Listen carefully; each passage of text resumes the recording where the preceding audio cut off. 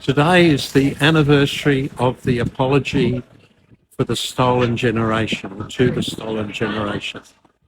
I was sitting in Parliament House when Kevin Rudd made the apology, and I was sitting next to this Indigenous leader.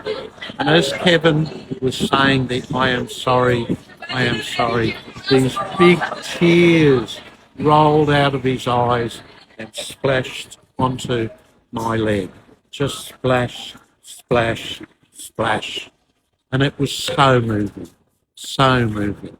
I've sat around campfires with Indigenous people and they've told me of the rangers being up on the hills, and they're at the waterfall and they swoop down and take the kids away. They've taken our kids away, cries Archie Roach, And we must never forget that. We must never forget the trauma, the cumulative trauma in Indigenous people through the indignities that happened to them over this time.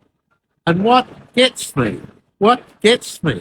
is that rather than so many of them being angry, many of them are much more loving and forgiving. They're far more forgiving than I would be, far more forgiving.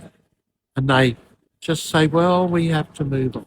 And we do have to move on now, but not before the truth-telling and not before collectively saying, we are sorry. We are so sorry.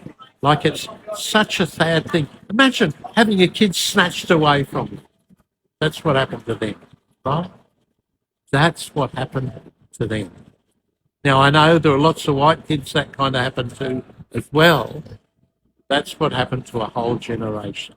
So let us never, never forget this day. Never. And when we say welcome to country, let us speak to the spirits of the ancestors and say to them, we are sorry.